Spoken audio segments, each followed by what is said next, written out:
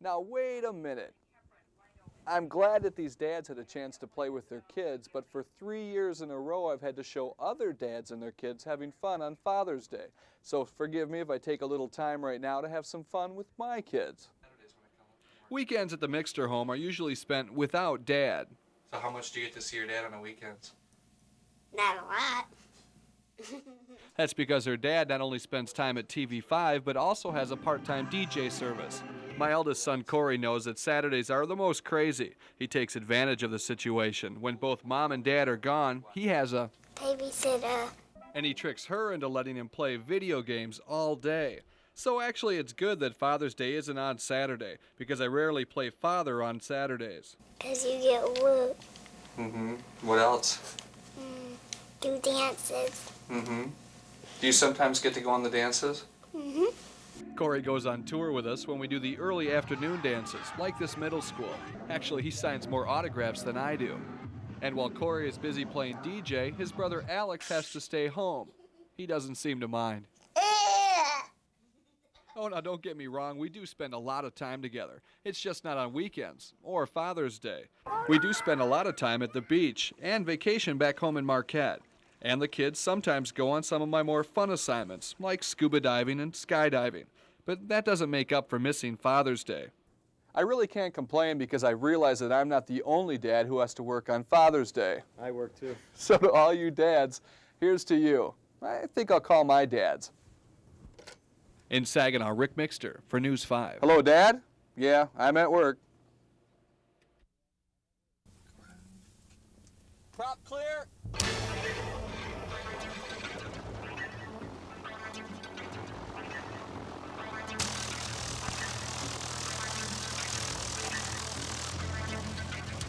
It's been 5 months since I took my first lesson. Last winter was tough on pilots, leaving aircraft in the hangar when strong winds and sub-zero temperatures hit hard. Learning to fly is a challenge at Clements Airport, where river and highway are at the end of 2 of their runways. The winds are out of the north today, so I'll fly over the river to land. Over the river on my solo. Holy cow. Don't even think about it. Let's go. Bay City traffic, Cessna 318 Romeo Charlie, departing 5, remaining in the pattern, Bay City.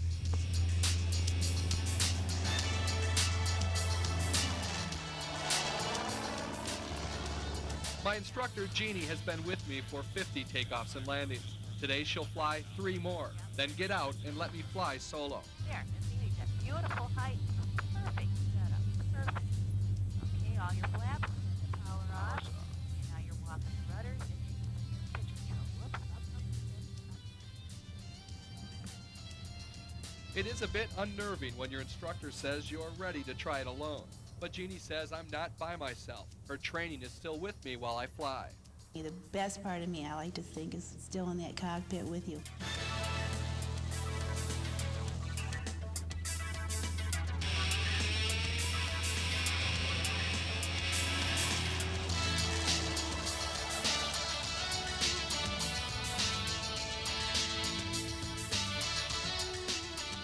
You know, you came around that first time, then you lined up on final, and that was where I went into my prayer.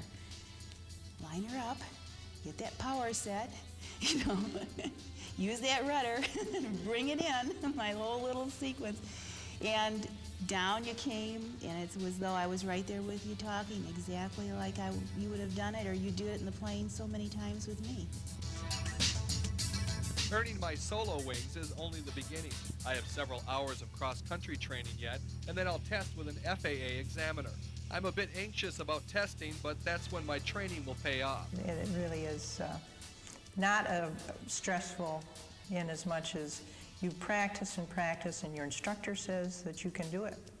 So you will be probably able to do it the first time. Let's hope so. Flying over Bay City, this is solo pilot Ric Mixter, News 5. Here in 76 to 79. Colonel Bill Campbell has flown several different airplanes in his career. C-141s, T-39s, T-29s, B-52Gs and Hs, a little time in F-16, C-7s, and C-141s. But for Bill, the Stratofortress is king of the sky. It's only one, sitting out there on the ramp, B-52. It's the most uncomfortable, loud, large airplane, but there's a comfort to it. She's a great old gal, just flies like a dream and takes a tremendous amount of punishment in combat and comes home. Colonel Campbell remembers the first B-52 landing at Castle Air Base in California. He was 11 years old. 19 years later, he was in the pilot's seat. Today, the Colonel commands 14 B-52s at Wurtsmith Air Force Base in Oscoda. They are the G model, built in 1958 and 59, and the military has scheduled several of those planes to be mothballed. It's going to be tough. I'm going to take the last one to the boneyard. There may be a tear in my eye when I parked that airplane the last time.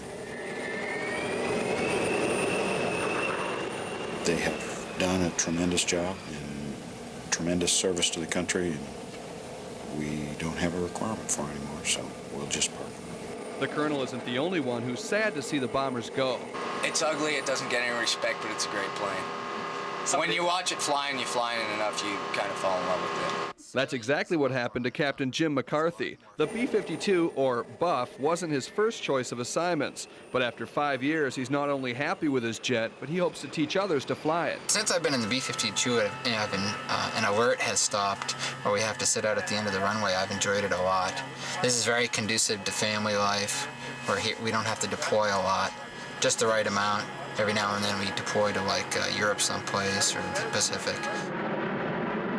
Born in 1959, this bomber is much older than her crew, but that doesn't worry them. No, it's maintained well. The guys, maintenance guys do all the, this is one of the older planes probably, but probably one of the better maintained because they know it is old, so they keep up with it pretty good.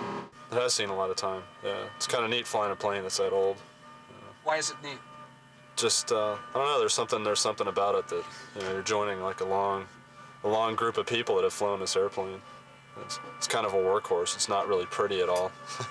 Yeah, you got your CSD right up here. The maintenance team that keeps the plane flying like new are called the crew chiefs. They know the plane even better than the crew does, so it's just as hard for them to say goodbye. My airplane is one of the airplanes that's going to go to the boneyard, and I don't really want to see that happen. I think my airplane can still do its job. I wish they would let it stay. Aircraft 182 is really a good bird. Technology still hasn't completely replaced the B-52, so over 90 newer Model H's will continue to fly into the year 2000. That's great news for the crews that want to stay with the Buff. I would like to finish out my career in this airplane if it's at all possible, just because it's an old, fun aircraft to fly. This is Ric Mixter for Take 5. A Ferris wheel is a family ride. All members of the family can ride it.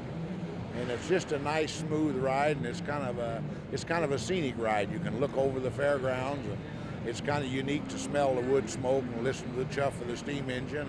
Wait a minute, smell the smoke and steam engine? You bet. This Ferris wheel is authentic right down to the 1900s. It's powered by steam. The wheel is 61 feet tall and can entertain nearly 50 people. Remember, this ride is portable.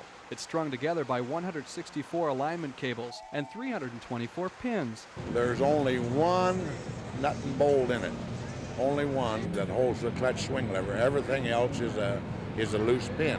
A loose pin? With that in mind, let's go for a ride. Enjoy your ride.